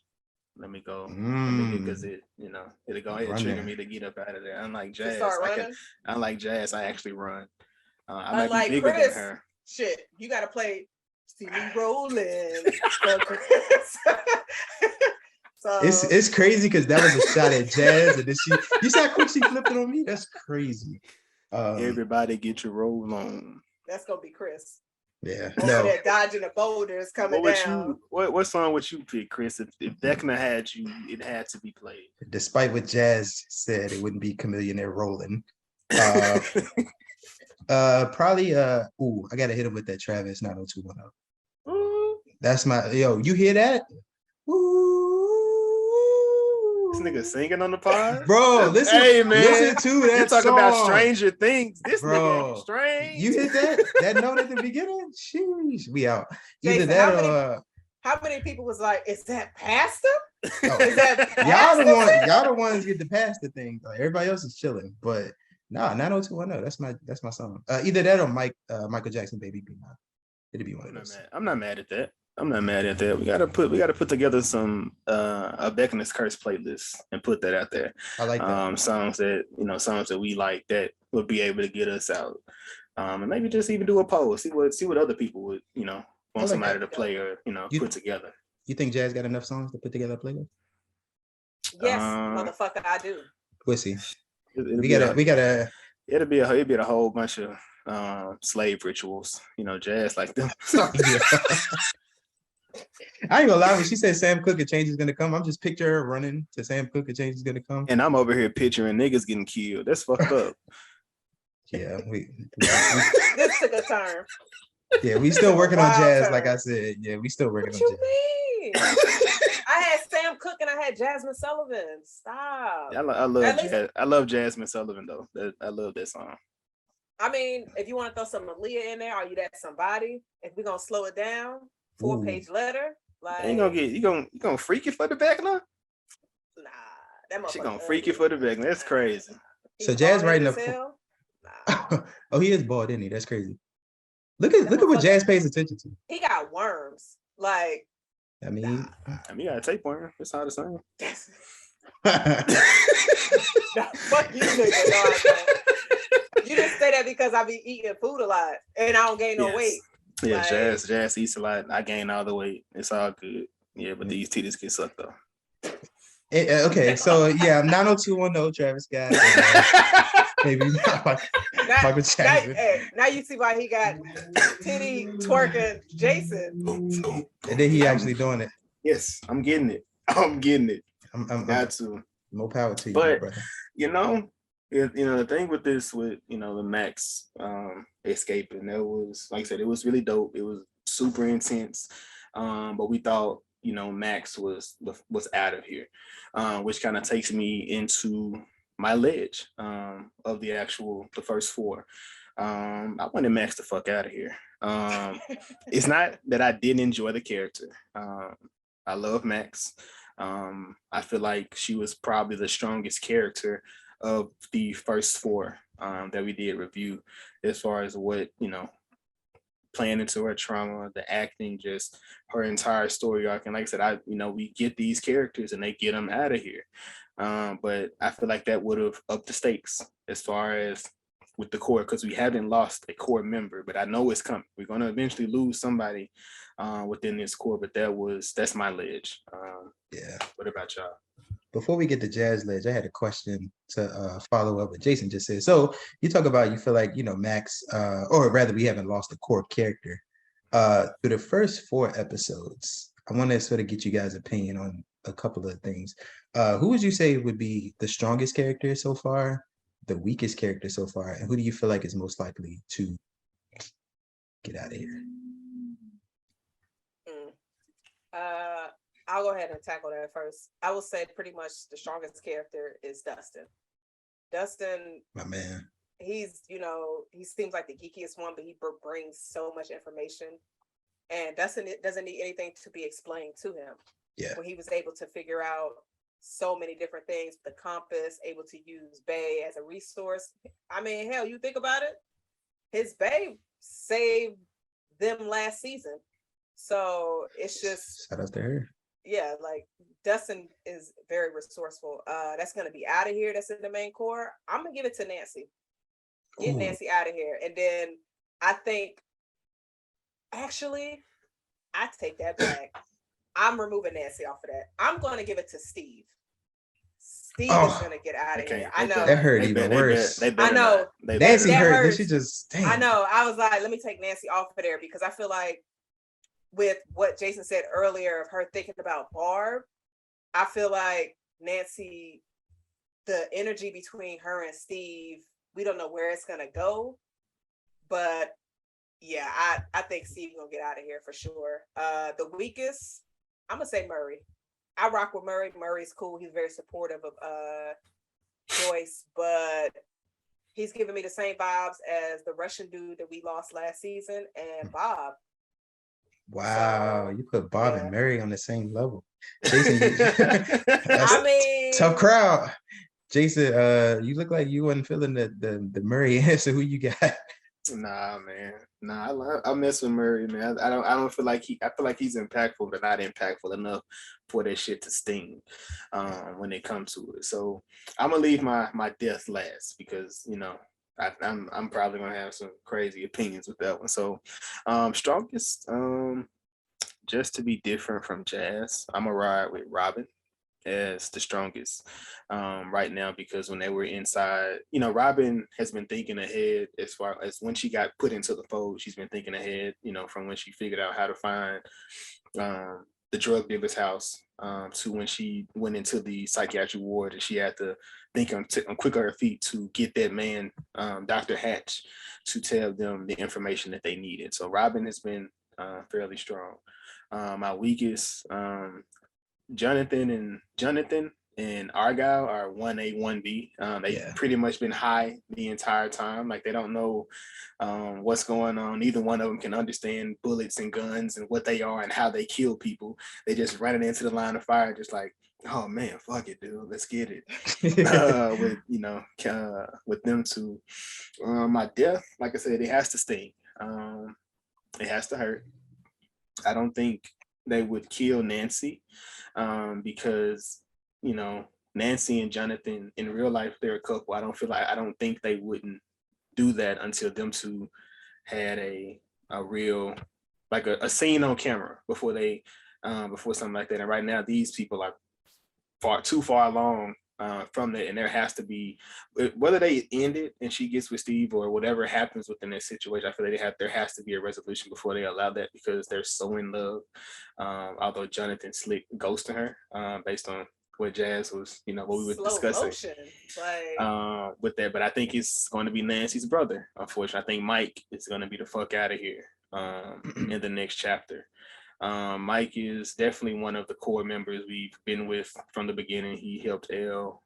That's Will's best friend, this homie.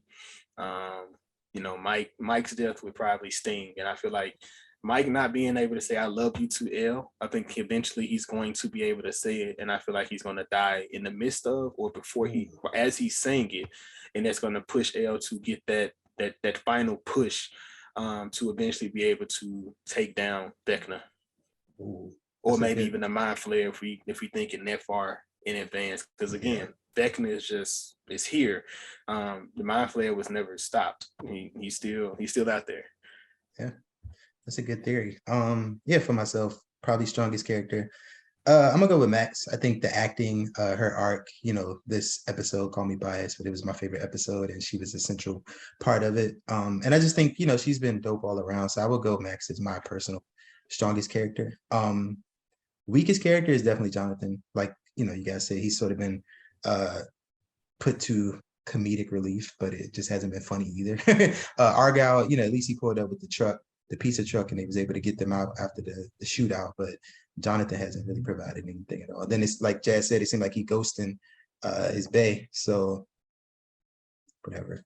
The death, man, I think that it's gonna be Lucas. Honestly, I feel like that would hit a bit. What? Yeah, because he's black. No, Jazz. He saved Max and killed a boyfriend. Look what he going for. Look what his play is. Wow. Look what his play is. That's crazy. I'm strictly talking about the story. Y'all took it somewhere else, but no, that was not the reason why. Like, that's no, because that's how you want her to lose her man. No, I mean, when you think about it, like she's already, been through a lot. I feel like that would just be an extra, shot in the back to sort of. I mean, y'all was saying y'all wanted Max out of here, and all this other stuff. I did not say that. I wanted Max out of here for the content purposes of the story, all of us would have been affected by that death. We would have been there, like, bro, what? Like, yeah, can you imagine if she died? Yeah, if she died, or if when the blackout and that was just like the end of the episode, that'd have been. What if that was the end of the section until July 1st? That would have been sick. We would have been like, bro, what the fuck? Yeah. That would have been amazing, but they were just like, nah. But they still, like, even after that, they still up the stakes. So we still. Yeah, we definitely gonna touch on that for sure. Yeah, but that was my picks. Yeah, so seems like we enjoyed the first 4 episodes, but of course we have to ask the question, was it good though? Jazz? Absolutely. Like the visuals, the script, the acting, like everything was dope. Only thing that I would say lost 1% for me was Hopper's fucked up ass feet. But outside of that, it was dope. I enjoyed these first 4 episodes. I thought it was great. I would have thought Jazz would have more of an appreciation for the feet, but not Jazz his feet. She trying to get her only toes off the ground, so this shit ain't gonna helping her. First off, what did my only toes get this pod? We got us off the ground. You're welcome. Is that how we're done? Chris, don't ask no questions. Jason, I need the receipts. Jason, was it good? Please help us. Yes. This season has been amazing. Like, the first 4 have been amazing. I've rewatched them 2 or 3 different times. Like, I have the kids watching it at this point. Like, it's like the Duffer Brothers put, they put their heart and soul inside of this, and we can see where the budgeting went. I'm glad it went there. But yeah, man, I'm just excited to see more. Definitely excited to see more. What about you, Chris? Yeah, like you guys said, definitely a good. It was amazing for me. Of course, like I said, every episode felt like a movie. The budget, of course, showed itself with the production, the graphics, or just things like that. Like even showing Vecna and the way he looks, and the upside down and everything. I was just completely amazing. So I enjoyed it for sure. It was definitely good. Yeah, man, that was a great season. First 4 episodes of season 4. Of course, we're going to touch on the remaining episodes in our next episode, but we just felt like it was so much to fit into one, so we just gonna hit y'all with another episode or a sequel. A little callback to last week. Yeah, Part 2. There you go. I'm not gonna bring up sequels again because we saw how that went last week, so we just gonna leave that alone right now. The other thing was even like the visual effects when it comes to Vector, like that was dope. Like, we so used to CGI, and like, of course there's CGI moments, but it was dope to see that's actual practical effect. So it's like an actual person dressed up, in that actual suit, walking around, moving and grooving, in there. So that was another dope way to bring that in. I don't feel like CGI would have been able to really truly capture what their character is. So doing it the way they're doing it, and bringing the CGI in on top of it, it's like like I said, it's amazing, man. It's really dope. It's cool. Hold on, Chris. What's up? How you gonna skip our legends though? Like the fuck? Jason gave his leg. Oh, you talking about our legends? But Oh, did you give yours? no, I didn't. You're right. Fucking ass nigga. Memory bum as hell. Come First of all, my memory is not as bad as y'all try to make it. So I'm Pastor, just get that shit together. Like, wow. hey, Jason, I'm surprised his damn song for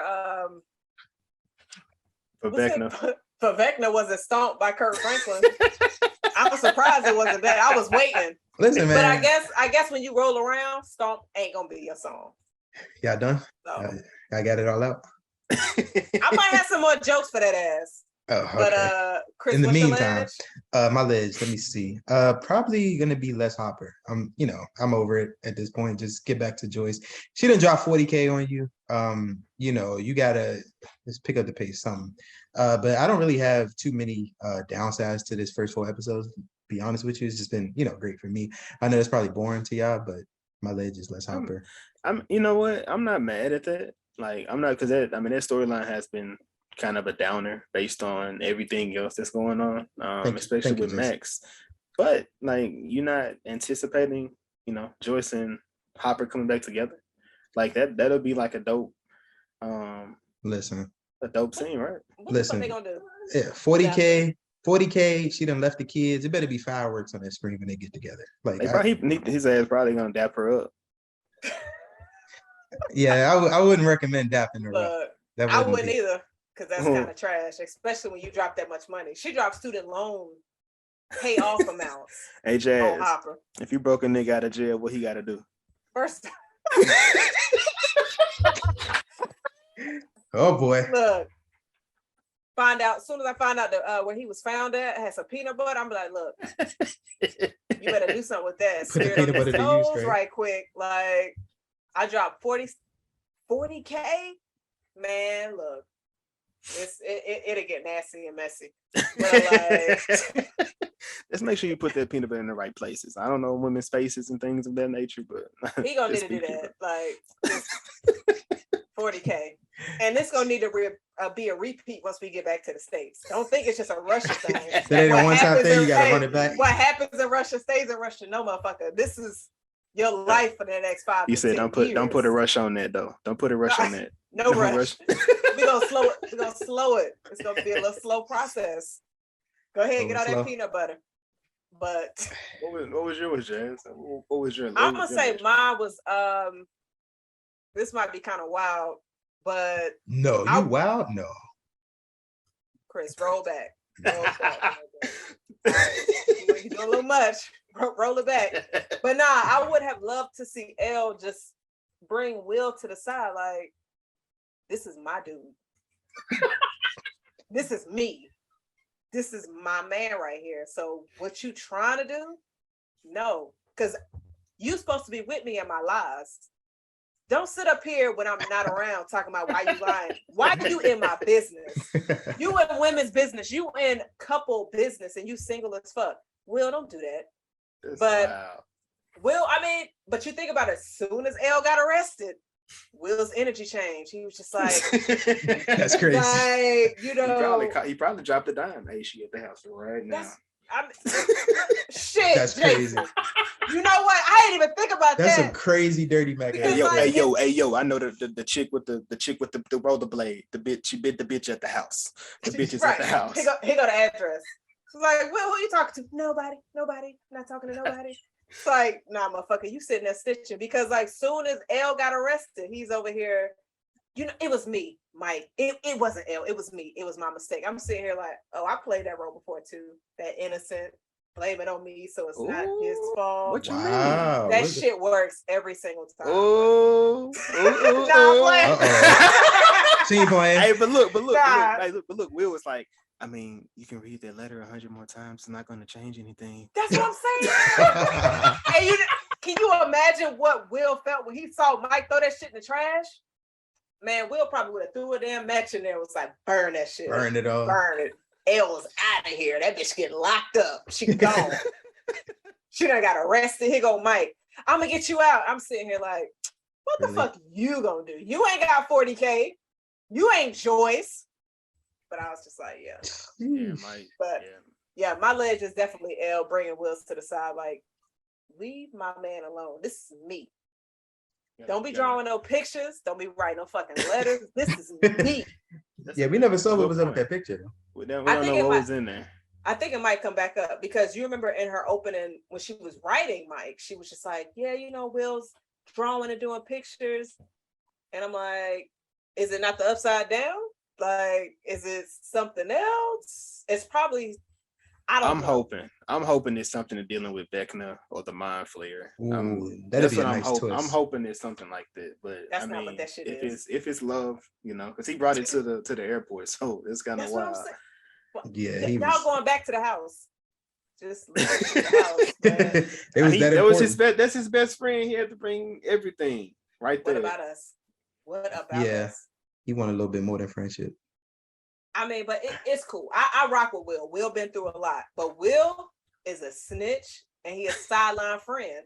I mean, Will, I need you. You. To be fair, he should have snitched early if he was gonna snitch. He was snitching. He snitched at the wrong time. He done the girl done got knocked the fuck out. Now he's snitching. Now he's. But hold on. Will should. We're not gonna go back into the violence of what happened to Angela, but why not? It blew. Nah, we're not doing that. But it's crazy that they was just like, "L, what did you do?" See, if I was there, I'd have been like, "High five, Will." That's what I'm talking about. Good job. Damn right. But that's my ledge. Tell us how you really feel. Yeah, so the ledge is, we've established that. Link of Thrones, of course, we mentioned last week, Jazz coined the term because of her love for the show Game of Thrones. You said all that. I didn't say that last week. That was you. I mean, you love Game of Thrones, right? I'm trying to give you credit, Jazz. I don't want to take all the credit. You know, I'm trying to make sure you know, get it. I mean, at this point, I'm about to take it. I'm about to say, yo, I did it, and she took it. So next time I see Chris's wheelchair, I'm gonna put a hole in that shit. There's no wheelchair. Jazz knows. They don't know that. In my story, it is. You know that your story. You're literally floating there like Charles Xavier. I just did shit like that. Yeah, I mean, hey. Anyway, Link of Thrones. As I said before, basically, we take in one of the characters, the actors, for the TV show that we're reviewing, which happens to be Stranger Things this week, and we let you guys know something else that they played in. Maybe something that you may not have heard of, you may not have seen before, or maybe just wasn't on your radar. We're just gonna get you hip. I'll go first because I feel like Jazz is gonna take my Link of Thrones, so I got to get ahead of this. Yeah, you know you are too. That's why you good, Jason? Okay. He's not. You know, Link of Thrones. My character or actor is going to be Finn Wolfhard. Of course, he plays Mike, and he was in It. The remake came out in 2017. He was one of the Loser Club members, taking on scary clowns. Damn, he's a loser in everything he's in, ain't he? Typecast, man. What can you say? He plays it well. So, yeah. He was cool in Ghostbusters, though. He was all right. He had game. Oh, he was in Ghostbusters. So, damn, Chris, you could have used that. You didn't watch that yesterday, like you did. First of all, y'all trying to expand on my Link of Thrones. We're gonna cut that right now. Because I don't know what Ghostbusters came from, but you know,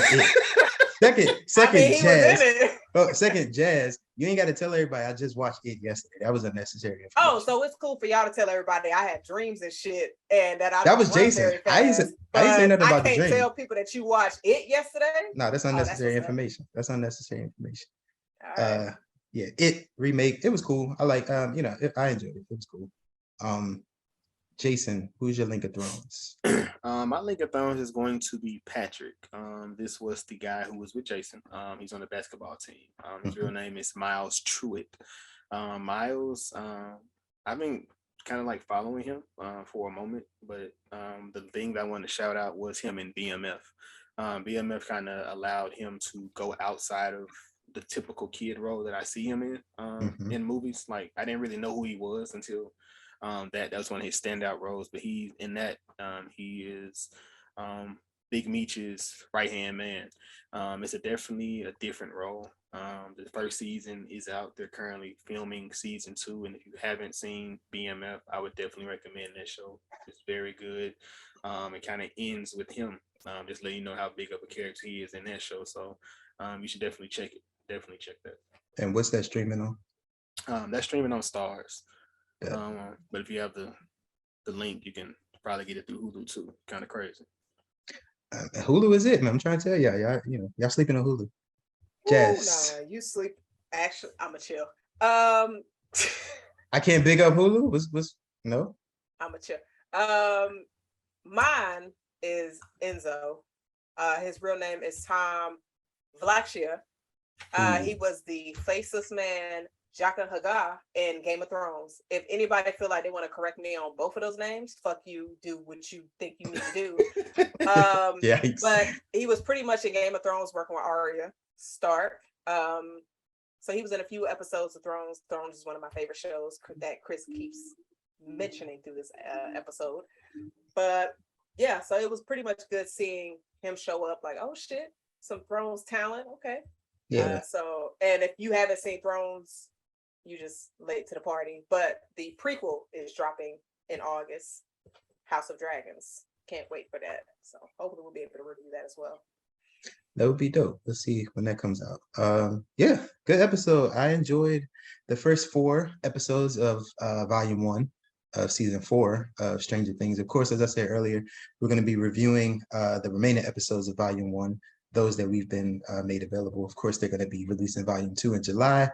When that comes out, best believe we get into that too, because this show is quickly becoming one of my favorites. I won't speak for you guys, but I'm enjoying this. Like I said, the watch has been rewarding. The rewatches have been amazing. You get to catch, different details. And then of course you guys put me onto some details that I wasn't able to catch on my initial watch as well as a rewatch. So yeah, it's been dope. Good pod. I had fun. What about you guys? Episode 2? Yeah, episode 2. Episode 2, part 3. Yeah, I've enjoyed it. Is episode 2, part 3. Man. Yeah. Reshoots. Like we've been recording this shit all weekend, but listen, man. I ain't gonna hold you. We've been recording. I done been through 2 different shirts. Jazz done been through storms, and Jason, and it's been a journey, but we made it. We did. I think this was definitely episode we've been anticipating on recording. It's funny and loving that half the group chat is caught up on Stranger Things. So just to see people talking about it, it's dope. So yeah, enjoyed it. Of course, as I said, our sequel episode, part 2, we're gonna be dropping that. Of course, reviewing the remaining episodes. Was it good though? The answer was yes. So any last words? No shots, please, because I feel like I've been getting hit all episode. Y'all been killing me. So can we just? I mean, shit, you got your damn arms out. Figured you was ready for them. Shit, we know your legs ain't out because you ain't got none. So the arms out doing anything. But I just want to be clear. I had my arms out first. Jazz copied me. Y'all may not notice. Jazz wants to be like me. I'm her role model. She just doesn't admit that. So I just want to let the listeners know. Ooh, that's your big homie, Jazz. I don't think anybody believes that shit that he just said. But I'm the OG. I'm the OG. But I'm feeling young, but did she treat me like the OG? What can I say? All right. Please like, subscribe, review, rate, follow, all of that on the pod. Share this shit. Share it with your homie and tell him to share it with somebody, or tell her to share it with somebody. So give it to your grandma. My grandma checked this shit out. Mine, but if you got any homies that that's looking good, sit on my way. Nah, I'm playing. I'm fully married. She's not playing. Chris, relax. My bad. Like, I'm married out here in these streets. But that's all I got for y'all. Jason, fix your face, man. Let it rock, Jason. Let it rock. Let it rock, my brother. Listen, as I said, Stranger Things, it was good. We coming at y'all next week with the sequel episode. Of course, it was too much to put into one episode, so we got to hit y'all with the next episode, reviewing the remaining ones. It's been good, man. I'm looking forward to the rest of the episodes. I hope y'all enjoyed the episode that we gave y'all today. It's been a journey, but we made it. Shout outs to all the listeners. I hope y'all enjoy, and deuces. Peace.